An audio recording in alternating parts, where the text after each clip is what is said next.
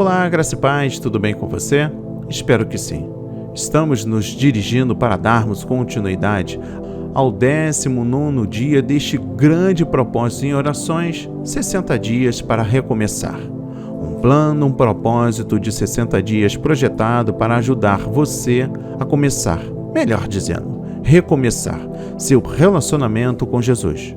Você fará 3 coisas todos os dias: encontrar-se com Jesus através dos evangelhos, ler nas epístolas como seus seguidores viviam a sua mensagem e aumentará a sua intimidade com ele através da oração.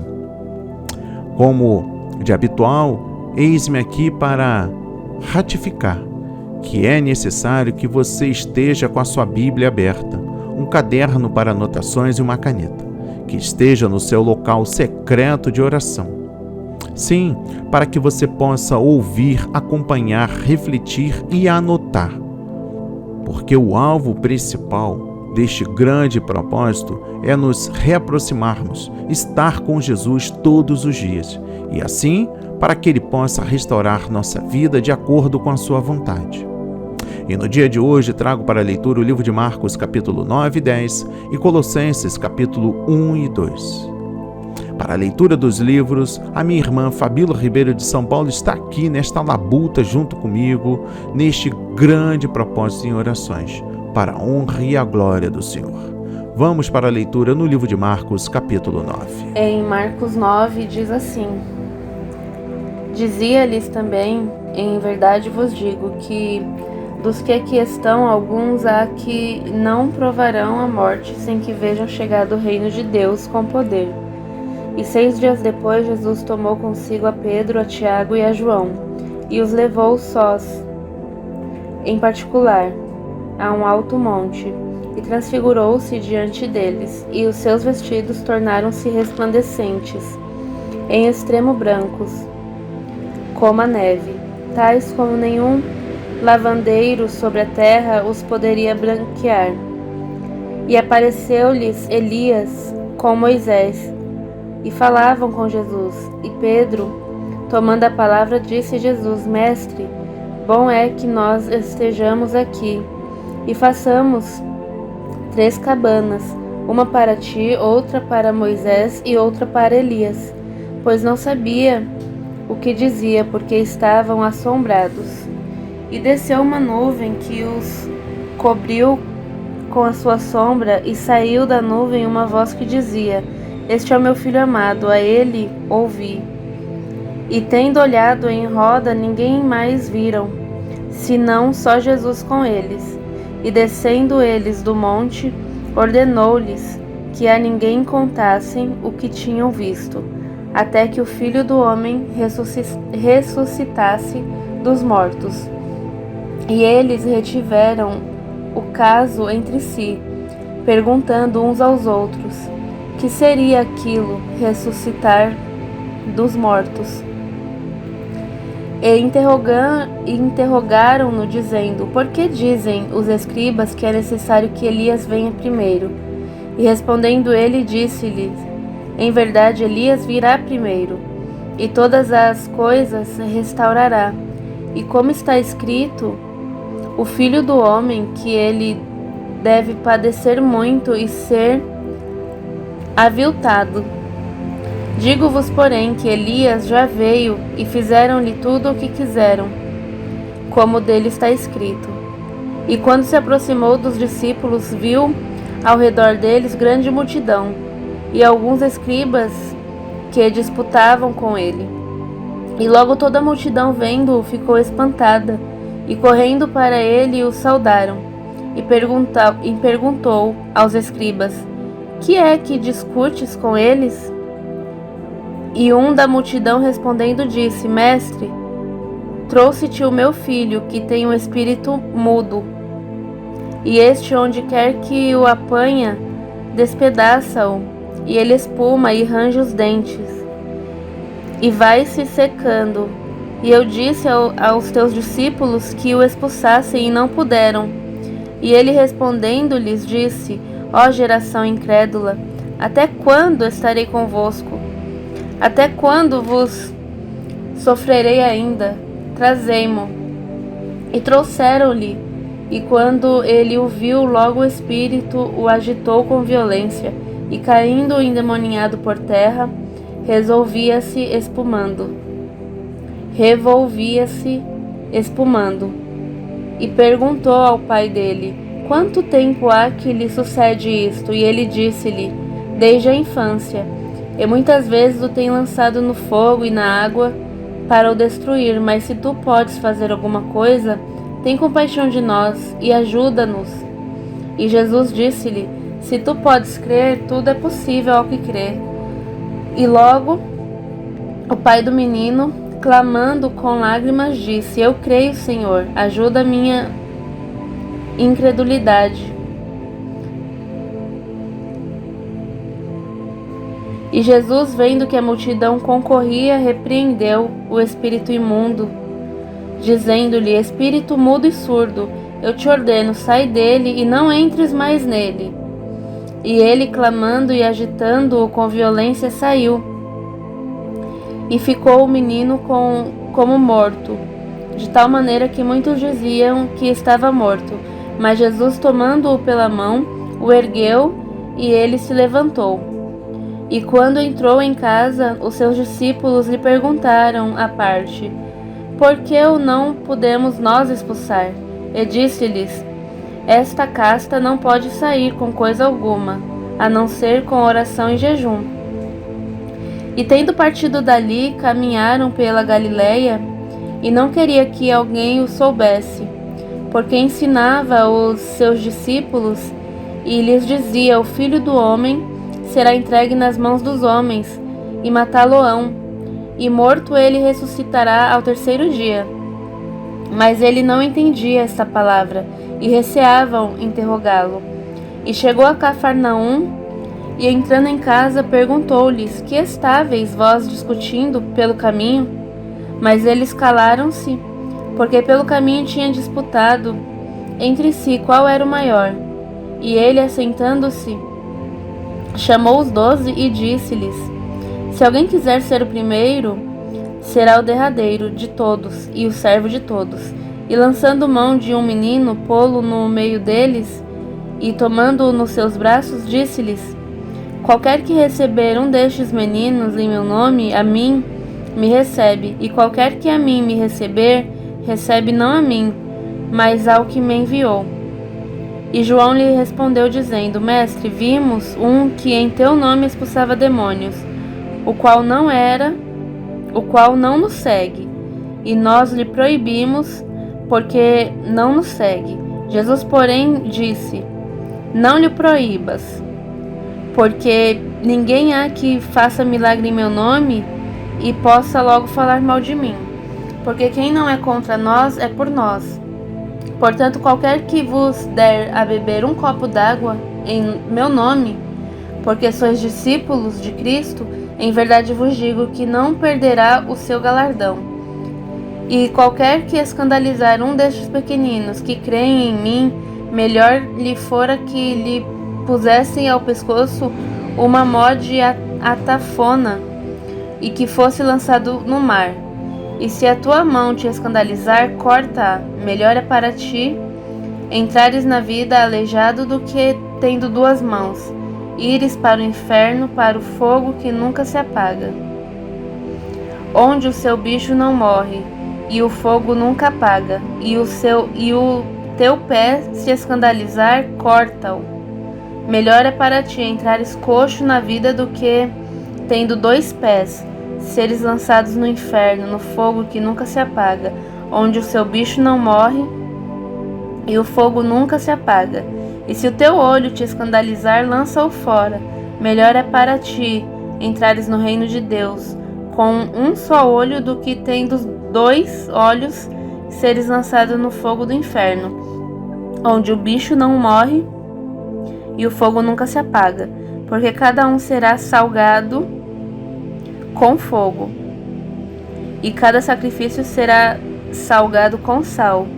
Bom é o sal, mas se o sal se tornar insulso, com que o adubareis? Tende sal em vós mesmos, e paz uns para com os outros. Amém. E graças a Deus. Geração incrédula. Vamos compreender a mensagem no versículo 19. Deixar de guerrear de modo eficaz contra os demônios é considerado fraqueza espiritual da parte dos discípulos de Cristo. Tudo é possível ao que crê. Vamos compreender a mensagem no versículo 23. Esta declaração de Jesus não deve ser entendida como promessa incondicional. Primeiro, tudo não se refere a tudo que possamos imaginar. A oração da fé deve basear-se na vontade de Deus. Tal oração nunca pedirá algo que seja insensato ou errado. A fé aqui, em apreço, obtém-se como um dom de Deus. Ele a põe no coração de quem o busca sinceramente e também vive fielmente conforme a sua vontade. Ajuda a minha incredulidade. Preste atenção na mensagem no versículo 24. Nesta vida, nossa fé é frequentemente associada a dúvidas. Nem por isso Cristo deixará de atender às nossas petições, porque Ele compreende as nossas fraquezas e se compadece de nós. Devemos confessar-lhe a nossa falta de fé e orar, pedindo-lhe a fé necessária. Oração e jejum. Preste atenção na mensagem no versículo 29.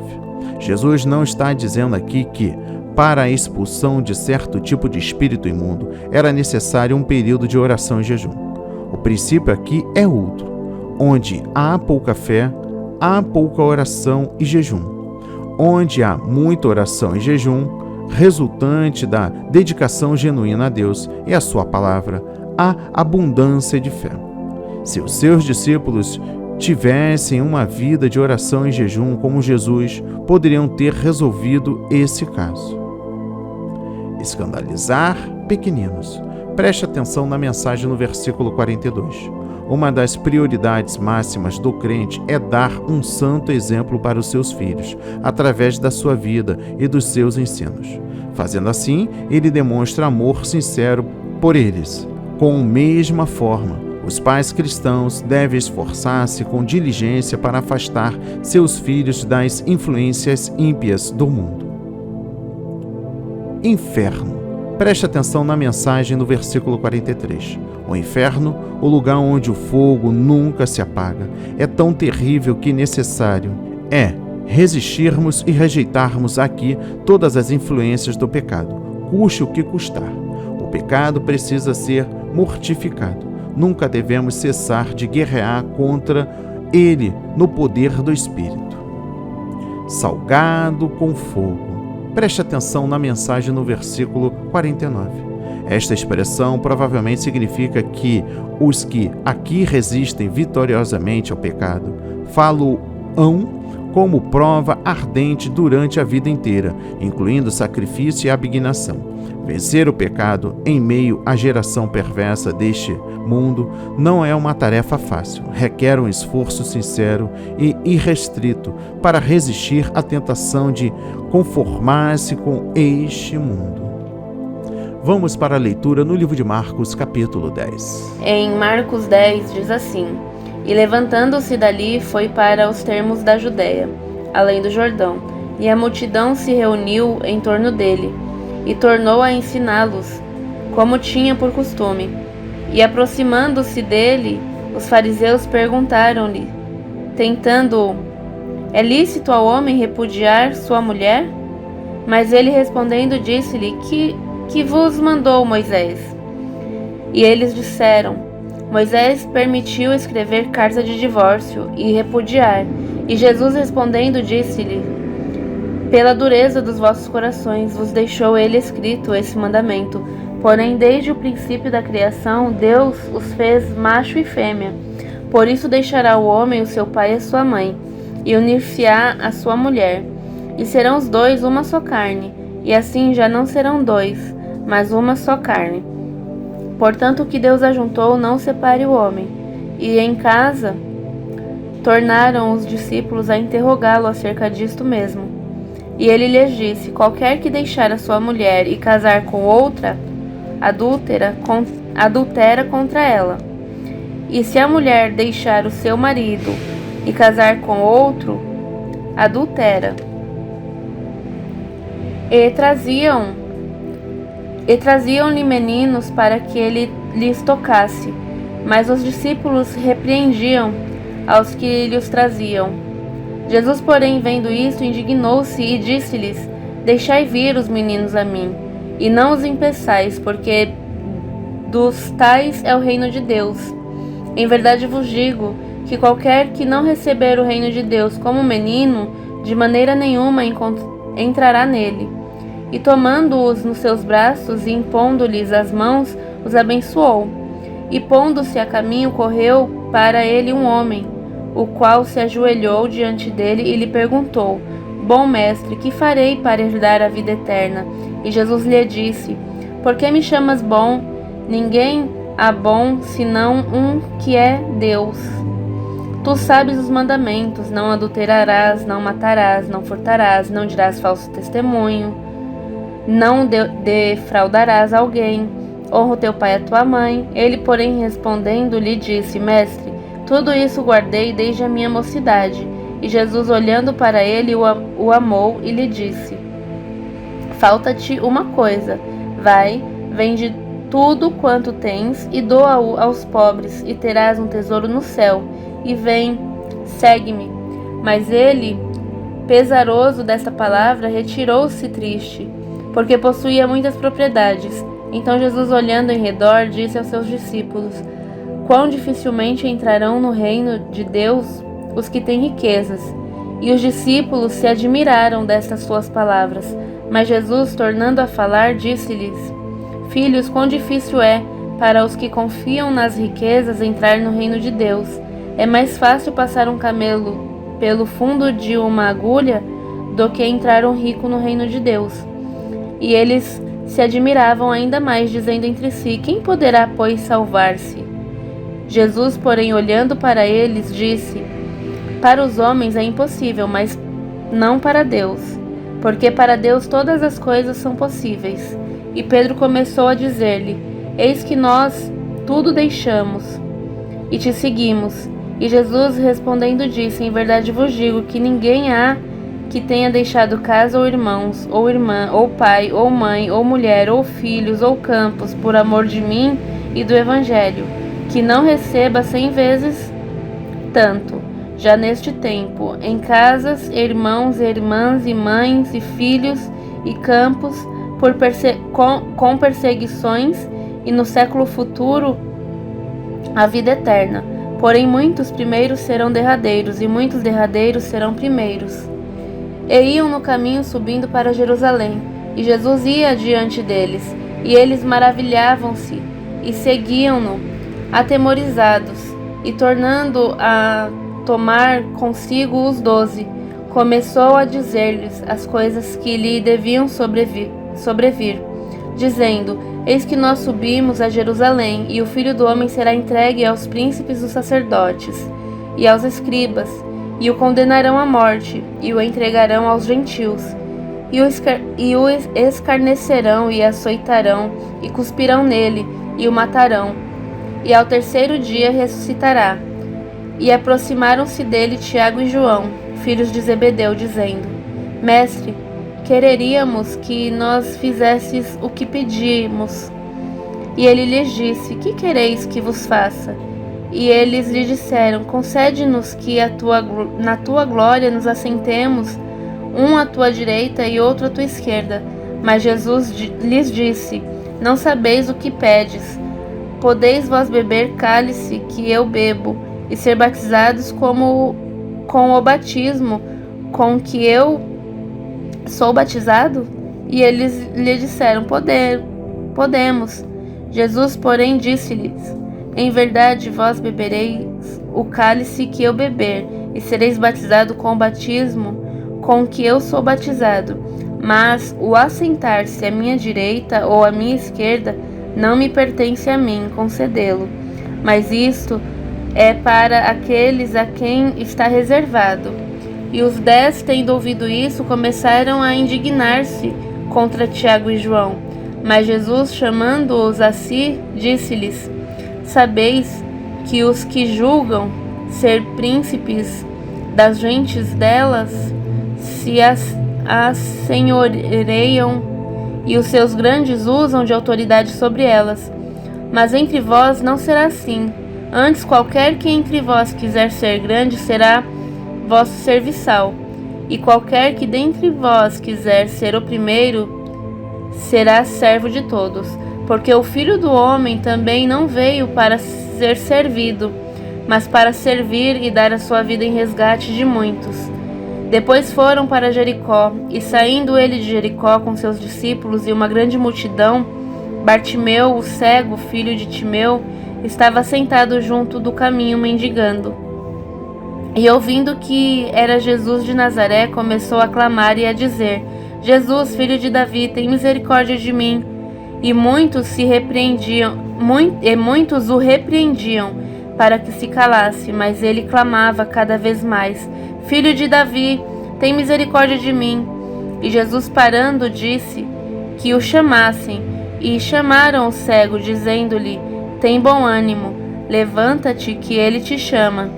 E ele, lançando de si a sua capa, levantou-se e foi ter com Jesus. E Jesus, falando, disse-lhe: Que queres que te faça? E o cego lhes disse: Mestre, que eu tenha vista. E Jesus lhe disse: Vai, a tua fé te salvou. E logo viu, e seguiu a Jesus pelo caminho. Amém. E graças a Deus. Adúltera. Vamos compreender a mensagem no versículo 11. Jesus ensina aqui que quer se divorciar por razões não bíblicas e se casa de novo. Peca contra Deus, cometendo adultério. Noutras palavras, Deus não tem obrigação de considerar um divórcio correto ou legítimo, simplesmente porque o Estado ou qualquer outra instituição humana o legaliza. Reino de Deus. Preste atenção na mensagem no versículo 14. Marcos emprega o termo Reino de Deus, ao passo que Mateus geralmente emprega Reino dos Céus. O significado é o mesmo. Como uma criança. Vamos compreender a mensagem no versículo 15. Receber o reino de Deus como criança significa recebê-lo de maneira tão simples, humilde, confiante e sincera, que nos voltamos contra o pecado e aceitamos Cristo como nosso Senhor e Salvador, e Deus como nosso Pai Celestial. E as abençoou. Preste atenção na mensagem no versículo 16.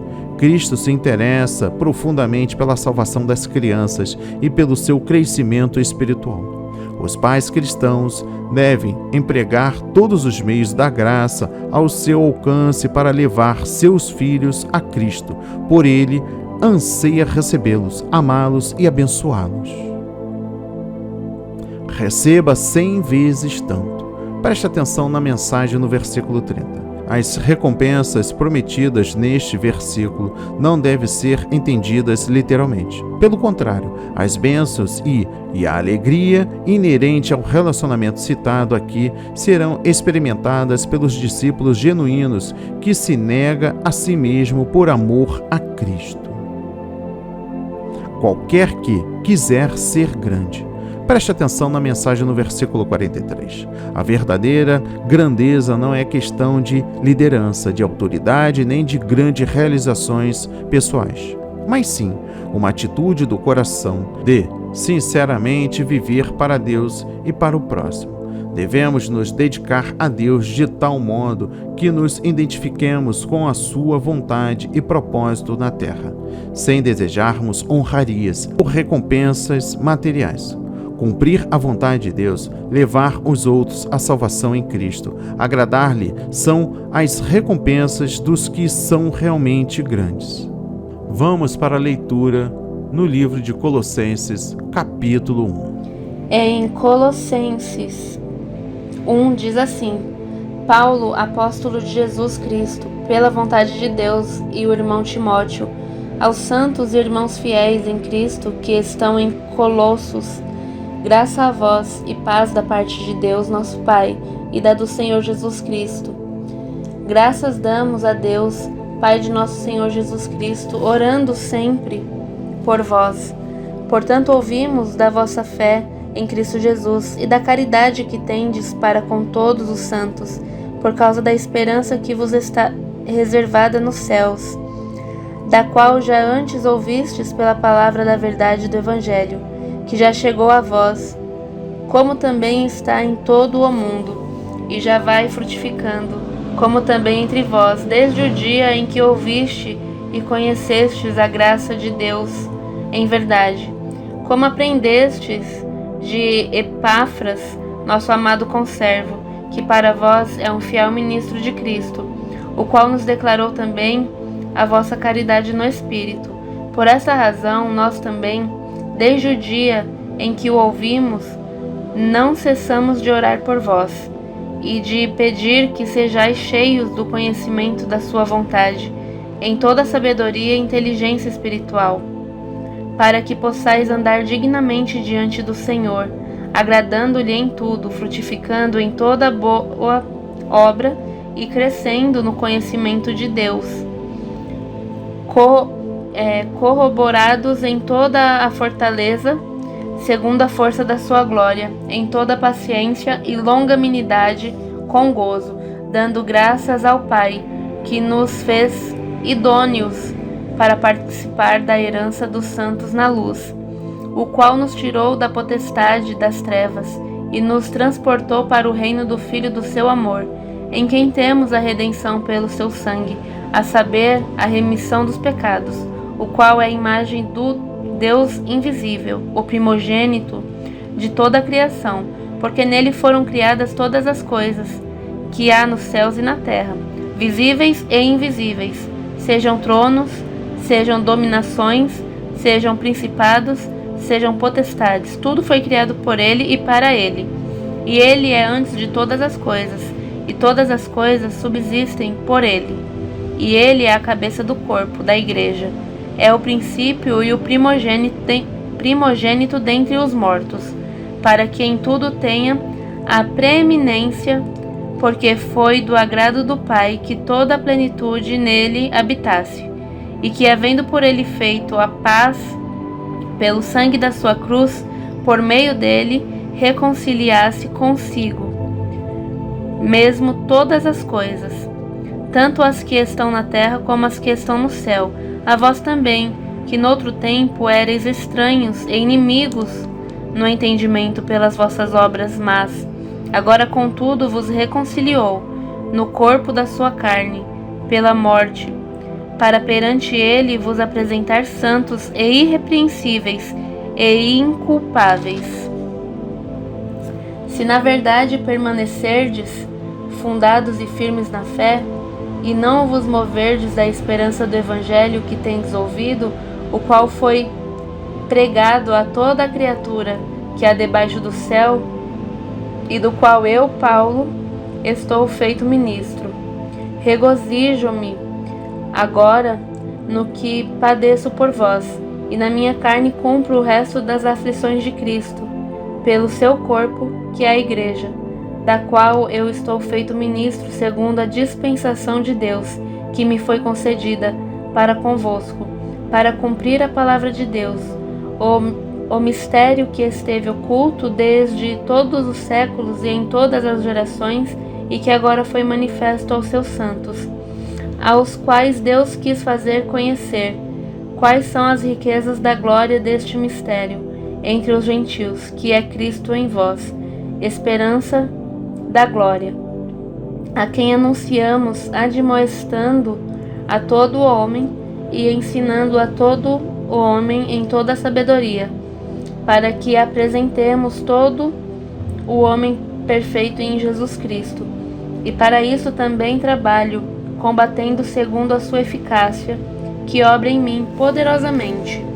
Amém. E graças a Deus. Aos santos, em Colossos. Vamos compreender a mensagem no versículo 2. Paulo escreveu esta epístola porque os falsos mestres estavam se infiltrando na igreja de Colossos, ensinando que a doutrina apostólica e a salvação em Cristo eram insuficientes para a plena redenção. Esse falso ensino misturava a filosofia e a tradição humanas com o Evangelho. requeria a adoração de anjos como intermediários entre Deus e o homem. Os falsos mestres exigiram a observância de certos ritos religiosos judaicos e justificavam a sua heresia afirmando que recebiam revelações através de visões. Primeiro, a filosofia subjacente nessas heresias reaparece hoje entre os que ensinam que Jesus Cristo e o Evangelho original do Novo Testamento são inadequados para satisfazer nossas necessidades espirituais. Segundo Paulo, refuta essa heresia ao demonstrar que Cristo não somente é nosso Salvador pessoal, como também cabeça da Igreja, o Senhor do Universo e da criação. Logo, é Jesus Cristo e o seu poder em nossa vida, e não a filosofia ou sabedoria humana, que nos redime e salva eternamente. Não necessitamos de intermediários para termos comunhão com Cristo. Devemos nos acercar dele diretamente. Terceiro, ser crente significa crer em Cristo e no seu Evangelho, confiar nele, amá-lo e viver na sua presença. Não devemos acrescentar coisa alguma ao Evangelho, nem ter outro intermediário entre Deus e o homem, nem aceitar a filosofia humanista. O conhecimento da sua vontade. Vamos compreender a mensagem no versículo 9. O conhecimento da vontade de Deus nos vem através da oração e de permanecer na sua palavra e em comunhão com Ele. Somente esse tipo de conhecimento resulta na sabedoria e inteligência espirituais e transforma nosso coração e vida. Ainda no versículo 9 até o versículo 12, não cessamos de orar por vós. Vamos compreender esta mensagem. Esta é uma das 4 grandes orações apostólicas de Paulo no Novo Testamento, proferidas sobre a inspiração do Espírito Santo. Aprendemos dessas orações como orar pelos outros, tais como nossos filhos, amigos, irmãos na fé, missionários, pastores, etc. Devemos orar para que, primeiro, compreendam a vontade de Deus. Segundo, obtenham sabedoria espiritual. Terceiro, vivam uma vida santa e agradável ao Senhor. Quarto, frutifiquem para Cristo. Quinto, sejam espiritualmente fortalecidos pelo Espírito Santo. Sexto, perseverem na fé e na justiça. Sétimo, sejam gratos ao Pai. Oitavo, continue na esperança de habitar no céu. Nono, experimentem a presença de Cristo. 10, conheçam o amor de Cristo. 11º, sejam cheios da plenitude de Deus. 12º, demonstrem bondade e amor ao próximo. 13º, discernam o mal. 14º, sejam sinceros e inculpáveis. E 15º, esperem ansiosamente a volta do Senhor. Corroborados segundo a força da sua glória. Preste atenção na mensagem no versículo 11. Para vivermos de maneira digna do Senhor, devemos ser fortalecidos pelo seu poder, ser corroboradores em toda a fortaleza. É uma experiência contínua de receber da parte de Deus sua própria vida.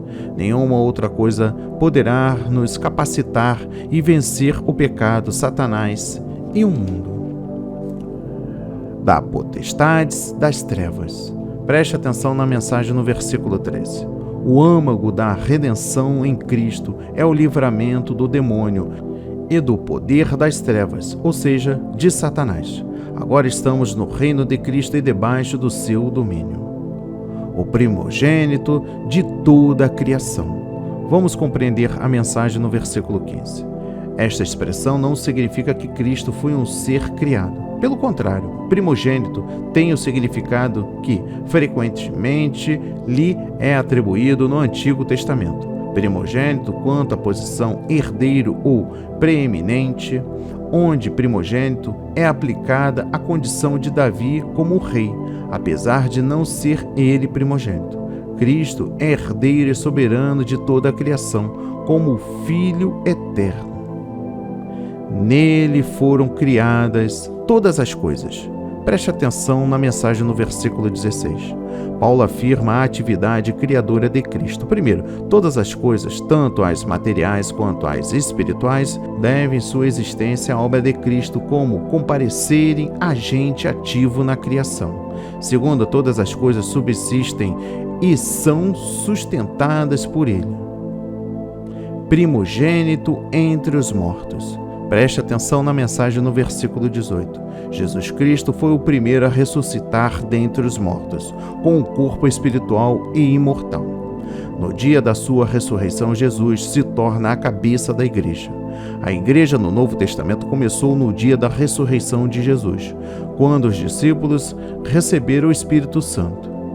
O fato de Cristo ser primogênito dentre os mortos importa na ressurreição subsequente de todos aqueles que quem ele morreu.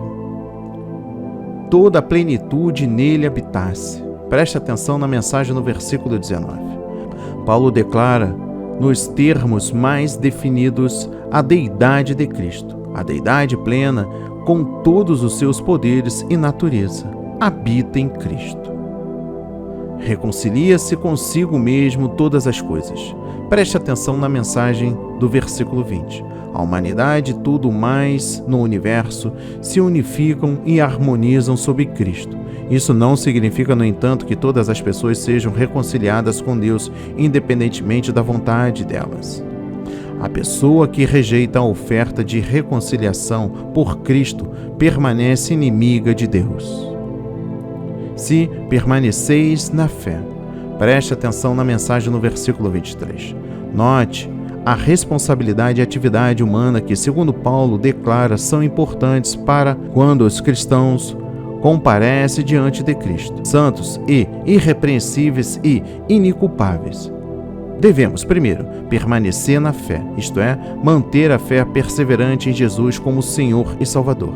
Segundo, estar fundamentados e firmes no ensino de Jesus e dos apóstolos. E terceiro, não vos moverdes da esperança do Evangelho, isto é, não devemos voltar ao nosso estado interior de perdição, com os seus vícios que destroem a alma. No que padece por vós. Preste atenção na mensagem no versículo 24. Paulo retrata Cristo ainda sofrendo, não em prol da nossa redenção, mas na condição com o seu povo, enquanto este evangeliza os perdidos. Paulo se regozija porque lhe é permitido participar dos sofrimentos de Cristo. Cristo em vós, esperança da glória. Preste atenção na mensagem no versículo 27. Cristo habitando em nós é a nossa garantia da glória futura e da vida eterna. Somente a presença dele em nós e a nossa contínua comunhão com ele podem dissipar qualquer dúvida quanto irmos para o céu. Quem tem a Cristo também tem a vida eterna. Vamos para a leitura no livro de Colossenses, capítulo 2. Em Colossenses 2 diz assim: porque quero que saibais quão grande combate tenho por vós e pelos que estão em Laodiceia, e por quantos não viram o meu rosto em carne, para que os seus corações sejam consolados e estejam unidos em caridade e enriquecidos da plenitude da inteligência, para conhecimento do mistério de Deus, Cristo, em quem estão escondidos todos os tesouros da sabedoria e da ciência. E digo isto para que ninguém vos engane com palavras persuasivas, porque ainda que esteja ausente quanto ao corpo, contudo em espírito estou convosco, regozijando-me e vendo a vossa ordem e a firmeza da vossa fé em Cristo.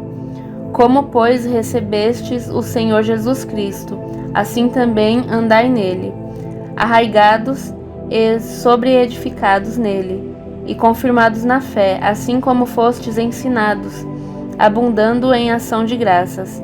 Tende cuidado para que ninguém vos faça presa sua, por meio de filosofias e vãs sutilezas, segundo a tradição dos homens, segundo os rudimentos do mundo, e não segundo Cristo, porque nele habita corporalmente toda a plenitude da divindade, e estáis perfeitos nele, que é a cabeça de todo o principado e potestade, no qual também estáis circuncidados com a circuncisão não feita por mão do despojo do corpo da carne, a circuncisão de Cristo, sepultados com ele no batismo. Nele também ressuscitastes pela fé no poder de Deus, que o ressuscitou dos mortos.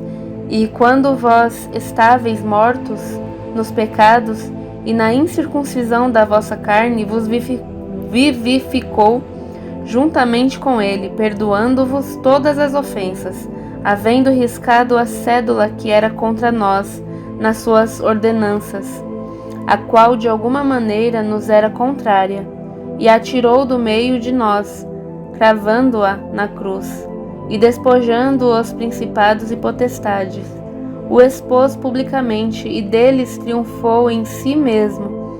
Portanto, ninguém vos julgue pelo comer ou pelo beber, ou por causa dos dias de festas, ou da lua nova, ou dos sábados, que são sombras das coisas futuras, mas o corpo é de Cristo.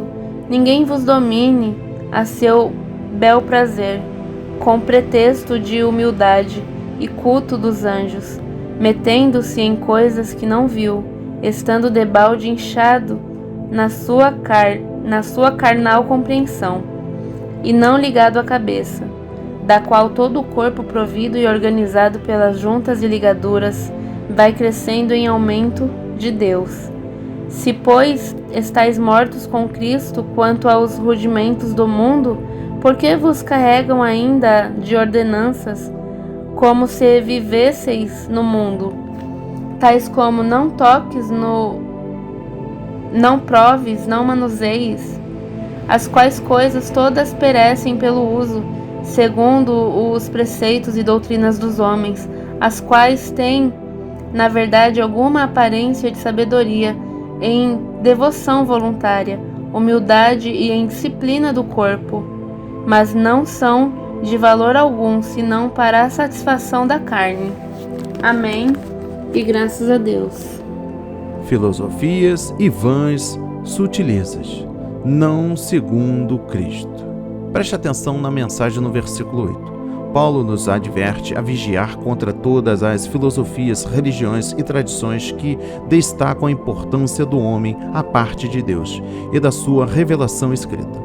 Hoje, uma das maiores ameaças teológicas contra o cristianismo bíblico é o humanismo secular, que se tornou a filosofia de base e na religião aceita em toda educação secular e o ponto de vista aprovado na maior parte dos meios de comunicação e diversão no mundo inteiro. Primeiro, que ensina a filosofia do humanismo. Ponto número 1. Ensina que o homem, o universo e tudo quanto existe é apenas matéria e energia moldadas ao acaso. Ponto número 2. Afirma que o homem não foi criado por um Deus pessoal, mas que resultou de um processo evolutivo. Ponto número 3. Rejeita a crença num Deus pessoal e infinito e nega ser a Bíblia, a revelação inspirada de Deus à raça humana. Ponto número 4. Afirma que não existe conhecimento à parte das descobertas feitas pelo homem e que a razão humana determina a ética apropriada para a sociedade, fazendo do ser humano a autoridade máxima neste particular. Ponto número 5. Procura modificar ou melhorar o comportamento humano mediante a educação, redistribuição econômica, psicologia moderna ou sabedoria humana. Ponto número 6. Crê que padrões morais não são absolutos, e sim relativos e determinados por aquilo que faz as pessoas sentirem-se felizes, que lhes dá prazer ou que parece bom para a sociedade, de acordo com os alvos estabelecidos por seus líderes. Deste modo, os valores e moralidade bíblicos são rejeitados. Ponto número 7. Considera que a autorrealização do homem, autossatisfação e o prazer são o sumo bem da vida. Ponto número 8. Sustenta que as pessoas devem aprender a lidar com a morte e com as dificuldades da vida, sem crer em Deus ou depender dele. Segundo, a filosofia do humanismo começou com Satanás e é uma expressão de uma mentira de que homem pode ser igual a Deus. As Escrituras identificam os humanistas como os que mudam a verdade de Deus em mentira e honraram e serviram mais a criatura do que o Criador.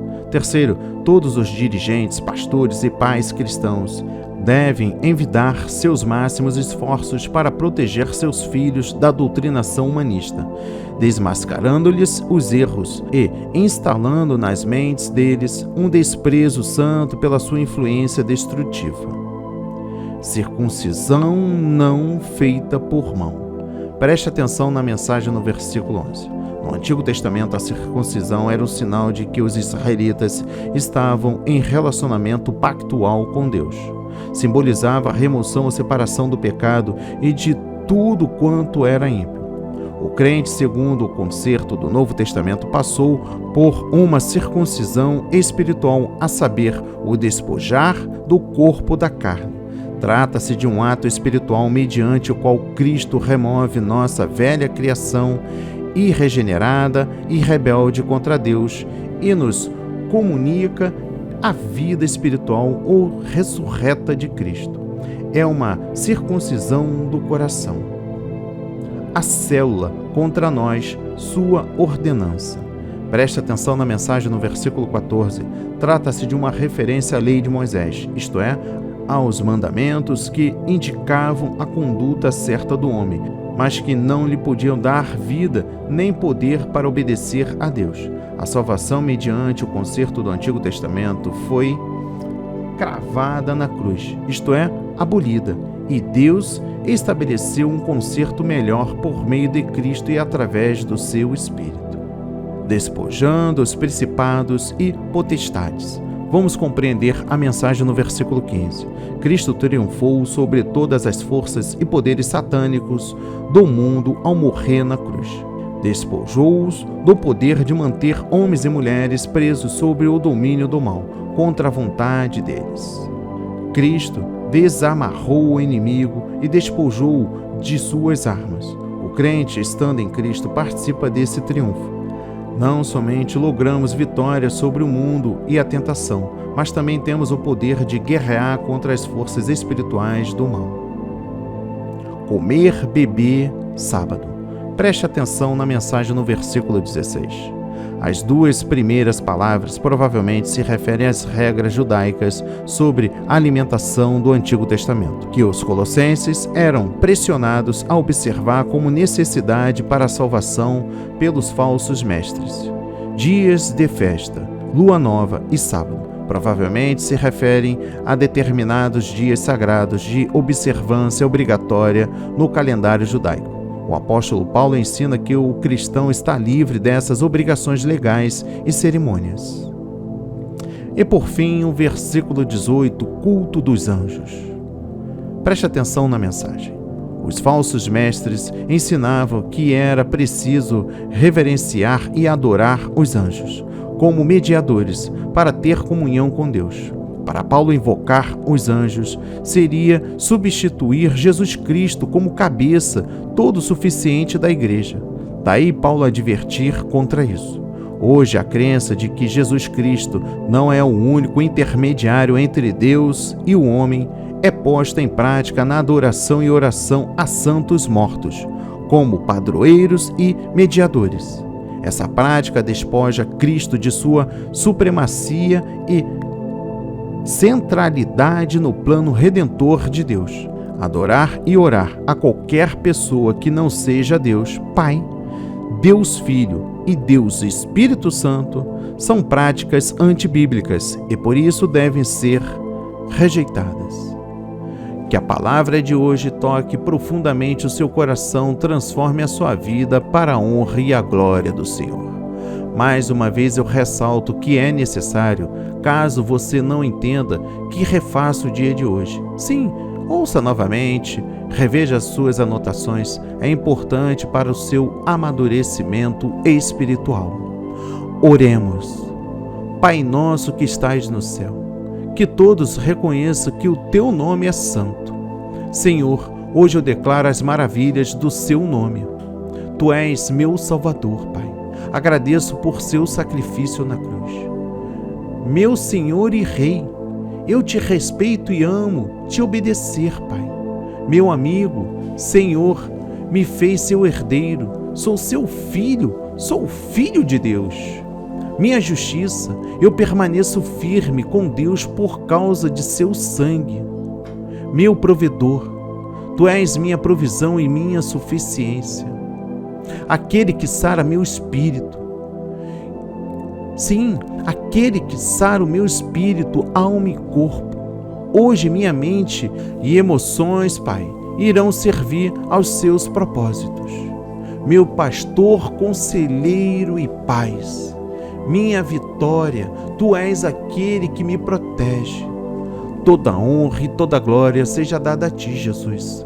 Amém, amém e amém.